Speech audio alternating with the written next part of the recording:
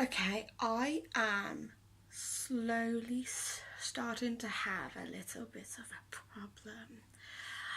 I am all for being kind and sensitive to the needs of other people. And if I've ever overstepped the mark and I am in the wrong, I will apologise. I will apologise profusely, because here is why. I would hate to think I'd hurt somebody else's feelings, especially because I believe feelings are a way to connect with people, and I wouldn't want to destroy that at all. I can slowly be driven mad for some man whistling Christmas songs in the summer. Yet one year when I'm standing next to him, I actually say, "Can you stop doing that? It's annoying." The result: he has such a carefree attitude. I didn't insult him at all. The only problem is he walks past me now and actually goes, "Happy Easter." I just roll my eyes, and I even say to him in the winter, "The sun has got his hat on, hip hip hooray." But he's absolutely fine. However, there are other people, even by asking questions, who would take offence, and you can't speak your mind. But here are a couple of things that I've found out you can't actually say. Number one, you can't call a black person black. However, I would actually refrain from actually coming out with "you people." So, because I think I can actually understand why they wouldn't like it. Okay, number two, you can't seem to call a pregnant woman a pregnant woman. And now I hear there's another debate going that you can't call children boys and girls. I saw a campaigner talking about this across the internet, and she prefers to call them students or by their first names. Okay, I'm down with the fact she wants to do it, and she wants to do it that particular way, but she can't tell other people what to do. I suppose if it was ever brought into the curriculum, which I think an all-girls school has, parents would have to accept it, that it was actually going to happen. They would send out a letter to the parents informing the parents of changes that were happening, and parents, whether they liked it or not, would just have to accept it, because if it's put into the curriculum, you can't always do anything about it. However, I watched the debate with Piers Morgan, and he cracks me up. But he tells you exactly what he thinks, and let's just say he has an opinion and he wants to get it out, and yeah, I've watched him and he was very fired up about it all, because he as a parent was neither accepting or what's the word I'm looking for? He wasn't accepting or agreeing with this at all, and he wants to call his 5-year-old daughter a girl. And to be perfectly honest, I don't see nothing wrong with that. And to be completely honest, I actually agree with Piers Morgan. I don't agree. Well, I'm not that forward as him, but no, I don't really agree. The thing is, when you become a parent, okay, or you're in a job, or you have to, or in a place where you have to converse with kids, you are constantly teaching them, whether it's good or bad behaviour, how to read a book. So kids are constantly absorbing information all the time. And how can I put this? Okay.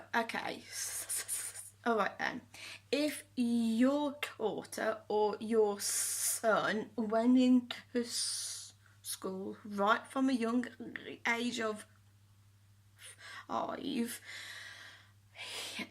and he comes home and he says, I sat next to a black boy today in class. He was cool. Or there was a girl playing in the teacher up today. Or I passed a pregnant woman at school gates. Are you actually gonna tell your kids that they can't say all of that? Are you gonna tell them they are in the wrong? And this is my point, because someone somewhere has taken offence at scriptive words. That's all they are. And if you are teaching a child, look, there's a pregnant lady there, or look, there's the boys and girls from your classroom. You are constantly teaching them. Why all of a sudden we can't even use descriptive words is beyond me. I mean, it's not even like it's an insult. It's not even an insult. it's, how can I put this? Children need to learn, and it's a lot easier when they are able to call a spade a spade. Is it a fork now? Is it a shovel? You know, you can't confuse them. You know, it's you know, it's even they have who identify themselves too. I am a boy, you are a girl. You know, this is basic language for a toddler, you know, because they have to know the ins and outs. I mean, they'll be able to tell you what sound a snake makes or a cow makes, but they have to learn other stuff. Or even your auntie has come home with a newborn baby. Do you want to take a look? Be careful. Be gentle. You know, it's constantly teaching them, and that is what I mean. You can't confuse them.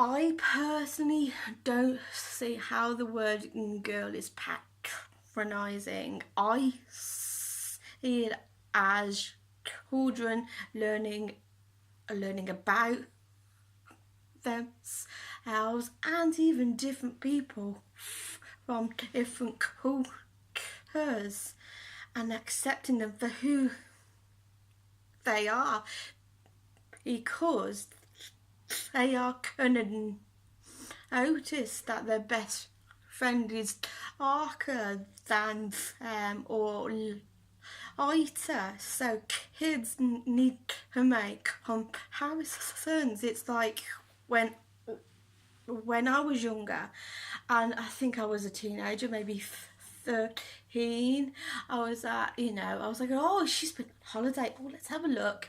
Oh, I'm lighter than you, you're darker than me. And you know, it's how kids grow, it's how, you know, that's it. So it ought, when kids become teenagers, this is a different ball game. Because if you think of being a teenager, you actually want to be accepted as a grown woman. You're not a woman yet, but you want to have the experiences as all the other elder women, if I'm making any sense here. The problem is, if a teacher was to tell me, oh, you're a nice young woman, I'd be like, oh, I'm a woman. That means I can do anything I want. And it would give me a bit of an ego boost. And I can just imagine going home and, you know, telling that to my parents, no, you can't tell me what to do because I am a woman. They would laugh. They would like, yeah, whatever. You know, it's who has been feeding you with all this garbage? And, you know, you turn around and say, well, my teacher does. My teacher treats me as a human being. And they're like, you what? You know, and they'd be on the phone to the school because they wouldn't be happy. See, the problem is with treating teenagers, especially teenagers, like young women. They aren't young women yet, hence a word teenager, and teenagers, if I think back to mine, I was a bit of a handful. I was, this was the year I decided to smoke. I know, we all do it, we all think we are cool, we think just by puffing one cigarette means we're actually an adult. So, it's like, it's all down to experimenting, testing, and there was that little bit more.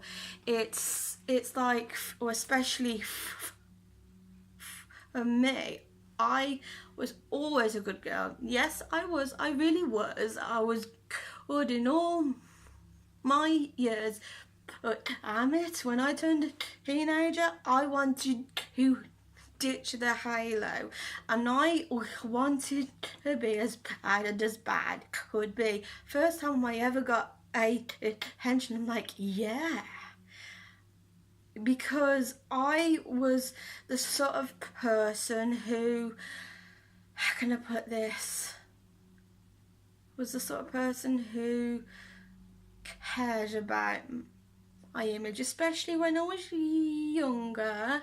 But I think I went through a period of trying to see how bad I could actually be. And I always remember a friend of mine at the time, she was actually, well, I thought she was quite popular, and so I started to hang around with her. And I think the one day I was at home, I was gonna get ready to go to bed, and I get a phone call. It's her mom, actually, and she's like,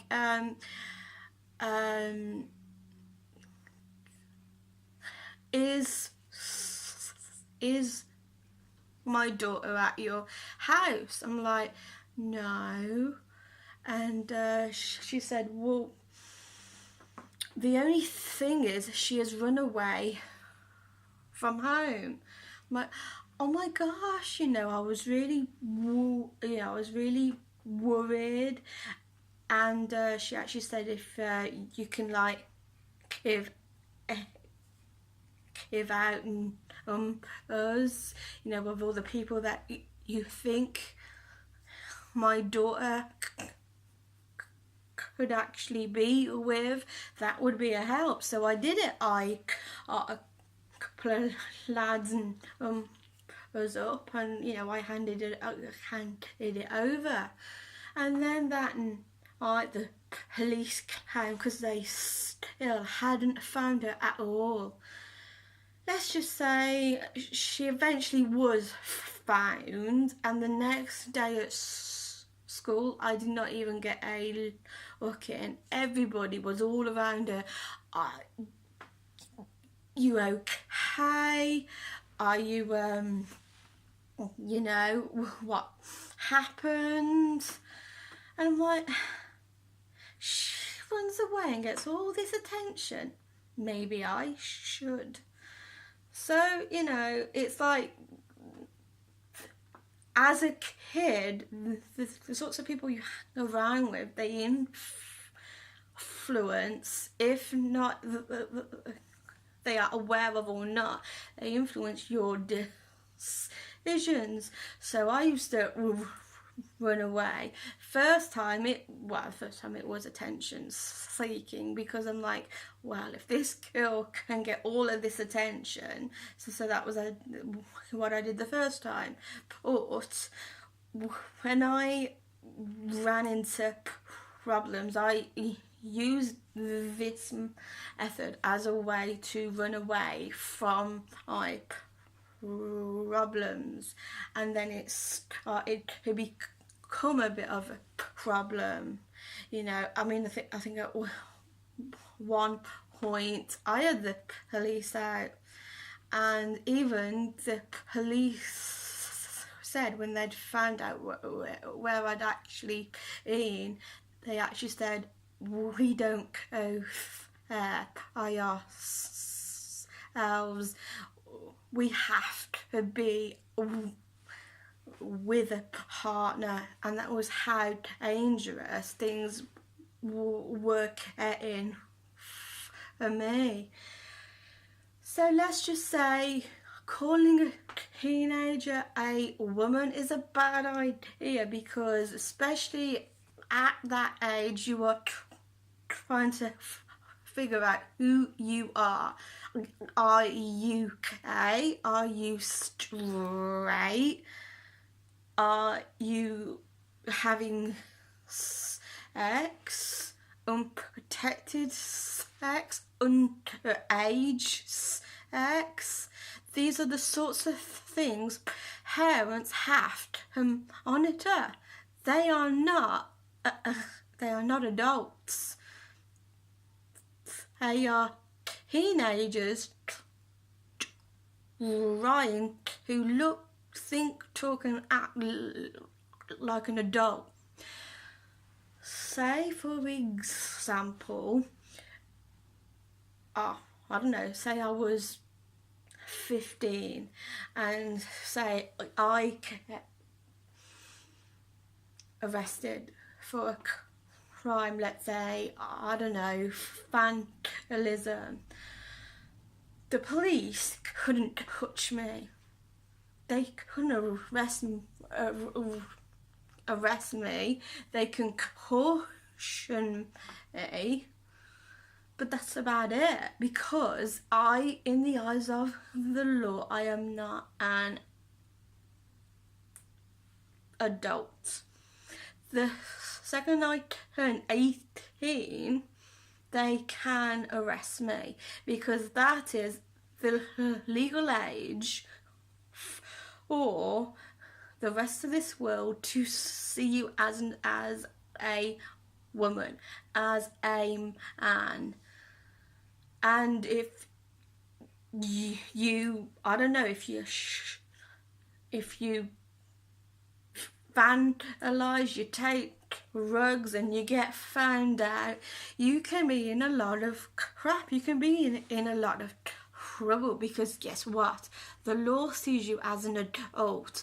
As a child, as a teenager, you can get away just a little bit with this type of stuff, because as a child, as a teenager, you are constantly learning and you need help and supervision. I mean, I know when I was a teenager, nobody could tell me anything at all. I knew it all, but I didn't. I mean, I'd go to my mum, I am an adult, and she was like, okay. But she didn't believe me. It is, okay, here is it, actually. Even you can have a fully grown woman who has the mindset up here of a child. Think of Orange is a New Black, and what's her name? Anne. People will think, well, she's crazy, but she's not. She's a big kid, but she's in the body of an adult. That was why she went to prison. Well, really, they should have put her in perhaps a mental institute. That would have been a lot kinder. But it's up here, because kids need to prove, or even teenagers, they need to prove how trustworthy they actually are, how sensible they actually are. No way would my parents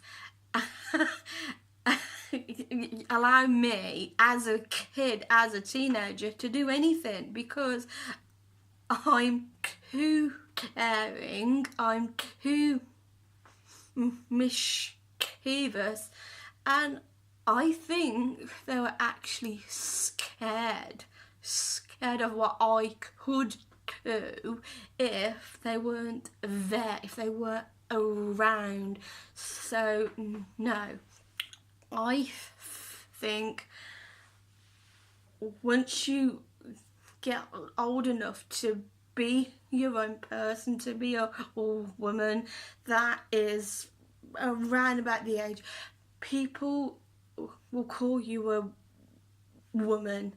Do not call a 13-year-old a woman, because they haven't got a mindset of a grown woman. It's kind of an ego boost. That's what I think. I think that is an ego boost, and I believe if a girl starts to think of herself as a woman, she will want to do what she wants whenever she wants, and actually what she actually needs is guidance and help and support. I know why I'm saying all this now. At the time I didn't want to know, but as a 32 years of age, when I was a teenager, I didn't know where my head was at all.